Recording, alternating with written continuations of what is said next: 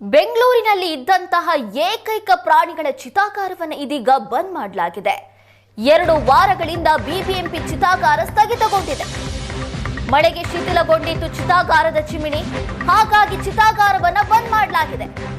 ಇದೀಗ ಪ್ರಾಣಿಗಳ ಅಂತ್ಯ ಸಂಸ್ಕಾರಕ್ಕೆ ಜಾಗ ಇಲ್ಲ ಅಂತ ಸಾರ್ವಜನಿಕರು ಪರದಾಟ ನಡೆಸ್ತಾ ಇದ್ದಾರೆ. ಪ್ರಾಣಿಗಳ ಕಳೆಬರಹಗಳನ್ನ ಅಲ್ಲೇ ಎಸೆದು ಹೋಗ್ತಾ ಇದ್ದಾರೆ. ಇದರಿಂದ ನಮಗೆ ವಾಸ ಮಾಡೋದಕ್ಕೆ ಕಷ್ಟವಾಗ್ತಾ ಇದೆ ಅಂತ ಸ್ಥಳೀಯರು ಆರೋಪಿಸ್ತಾ ಇರೋದು. ಬಿಬಿಎಂಪಿ ಕಳಪೆ ಕಾಮಗಾರಿ ಬಗ್ಗೆ ಜನ ಅಸಮಾಧಾನ ಹೊರಹಾಕ್ತಾ ಇದ್ದಾರೆ. ಸ್ಮಶಾನ ನಿರ್ಮಿಸಿ 10 ವರ್ಷ ಆಗಿದೆ. 10 ವರ್ಷಕ್ಕೂ ಮೊದಲೇ ಇದೀಗ ಹಾಳಾಗಿ ಹೋಗಿದೆ. 2.35 ಕೋಟಿ ವೆಚ್ಚದಲ್ಲಿ ನಿರ್ಮಾಣವಾಗಿರುವಂತಹ ಚಿತಾಗಾರ ಈಗ ಚಿತಾಗಾರವನ್ನ ಬಂದ್ ಮಾಡಿರೋದ್ರಿಂದ ಪ್ರಾಣಿಗಳ ಕಳೆಬರಹವನ್ನ ಅಲ್ಲಲ್ಲೇ ಬಿಸಾಕ್ ಹೋಗ್ತಾ ಇದ್ದಾರೆ.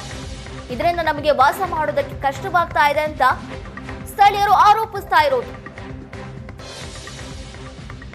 ಬೆಂಗಳೂರಿನಲ್ಲಿ ಇದ್ದಂತಹ ಏಕೈಕ ಪ್ರಾಣಿಗಳ ಚಿತಾಗಾರ ಇದು.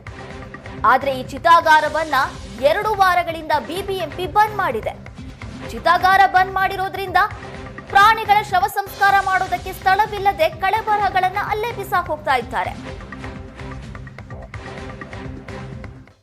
ಬೆಂಗಳೂರು ನಗರದಲ್ಲಿ ಈ ಸಾಕು ಪ್ರಾಣಿಗಳು ಎಲ್ಲರ ಮನೆಯಲ್ಲೂ ಸಹಜವಾಗಿ ಇದ್ದೇ ಇರುತ್ತೆ.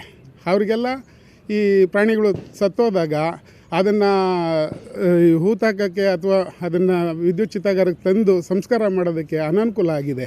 ಕೆಲವ್ರು ಏನು ಮಾಡ್ತಾರೆ, ತಗೊಂಬರ್ತಾರೆ. ಇಲ್ಲಿ ಮುಚ್ಚಿರೋದ್ರಿಂದ ಏನು ಮಾಡ್ತಾರೆ, ಈ ಪ್ರಾಣಿಗಳ ಚಿತಾಗಾರ ಬಂದಾಗಿ 1 ವಾರ ಆಯ್ತಂತೆ ಸರ್. ರಿಪೇರಿಯಲ್ಲಿದೆ ಅಂತ ಹೇಳ್ತಾರೆ. ಈಗಲೂ ಸಹ ನಾವು ಒಂದು ಸಾಕು ಪ್ರಾಣಿಯನ್ನು ತಗೊಂಬಂದು ಇಲ್ಲಿ ಕೇಳಿದಾಗ ರಿಕ್ವೆಸ್ಟ್ ಮಾಡಿದಾಗ ಇಲ್ಲಿಲ್ಲ, BGS ಹಾಸ್ಪಿಟ್ಲ್ ಹತ್ರ ಹೋಗಿ ಅಂತ ಹೇಳ್ತಾ ಇದ್ದಾರೆ.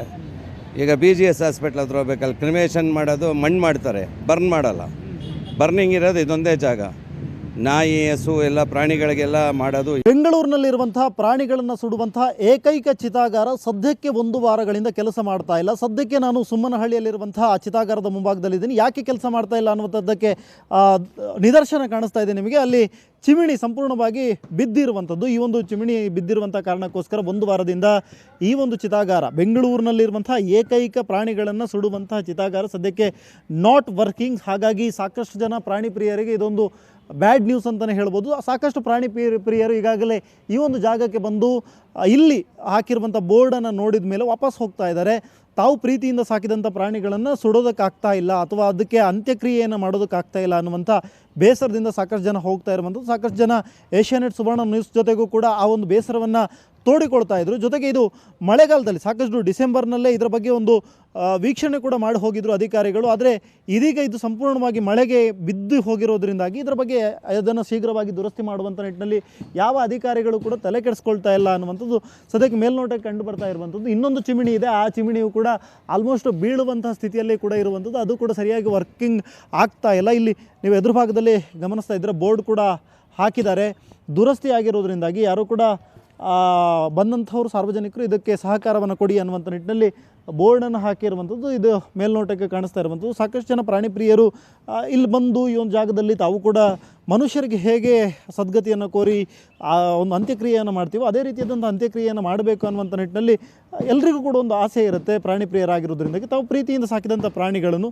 ಹಾಗಾಗಿ ಈ ಒಂದು ಪ್ರಾಣಿಗಳನ್ನು ಇಲ್ಲಿ ಒಂದು ಈ ಜಾಗಕ್ಕೆ ತೆಗೆದುಕೊಂಡು ಬರ್ತಾರೆ. BBMPಯಿಂದ ಮಾಡಿರುವಂಥ ಏಕೈಕ ಪ್ರಾಣಿಗಳ ಚಿತಾಗಾರ ಇದಾಗಿರೋದ್ರಿಂದ ಈಗ ಸಾಕಷ್ಟು ತೊಂದರೆಗಳು ಆಗ್ತಾ ಇರುವಂಥದ್ದು. ಜೊತೆಗೆ ಈ ಚಿತಾಗಾರದ ಸುತ್ತಲೂ ಕೂಡ ಸಾಕಷ್ಟು ಜನ ಬಂದು ಹೋಗ್ತಾ ಇರುವಂಥದ್ದು. ಕೆಲವೊಂದಿಷ್ಟು ಜನ ಅಲ್ಲೇ ಪ್ರಾಣಿಗಳ ಕಳೆಬರವನ್ನು ಕೂಡ ಬಿಸಾಕಿರುವಂಥದ್ದು ಕೂಡ ಮೇಲ್ನೋಟಕ್ಕೆ ಕಂಡು ಬರ್ತಾ ಇರುವಂಥದ್ದು. ಇದು ಸದ್ಯಕ್ಕೆ ಸುಮ್ಮನಹಳ್ಳಿಯಲ್ಲಿರುವಂಥದ್ದು. ಬೇರೆ ಬೇರೆ ಭಾಗಗಳಲ್ಲಿ ಈ ಥರದ ಸ್ಮಶಾನಗಳನ್ನು, ಈ ಥರದ ಚಿತಾಗಾರವನ್ನು ಮಾಡಬೇಕು ಅನ್ನುವಂಥ ನಿಟ್ಟಿನಲ್ಲಿ ಚಿಂತನೆಗಳಿದೆ. ಆದರೆ ಸದ್ಯಕ್ಕೆ ಬೆಂಗಳೂರಿನಲ್ಲಿ ಇರುವಂಥದ್ದು ಇದೊಂದೇ ದೇಶದ 3ನೇ ಚಿತಾಗಾರ ಅಂತ ಅನಿಸ್ಕೊಳ್ಳುವಂತಹ ಈ ಚಿತಾಗಾರ ಸದ್ಯಕ್ಕೆ ವರ್ಕ್ ಆಗದೇ ಇರುವಂಥದ್ದು ಪ್ರಾಣಿ ಪ್ರಿಯರಲ್ಲಿ ಸದ್ಯಕ್ಕೆ ಆತಂಕವನ್ನು ಮೂಡಿಸಿದೆ. ಕ್ಯಾಮ್ರಾ ಪರ್ಸನ್ ಮಹೇಶ್ ಜೊತೆ ಸ್ವಸ್ತಿ ಕನ್ನಡಿ, ಏಷ್ಯಾನೆಟ್ ಸುವರ್ಣ ನ್ಯೂಸ್, ಬೆಂಗಳೂರು.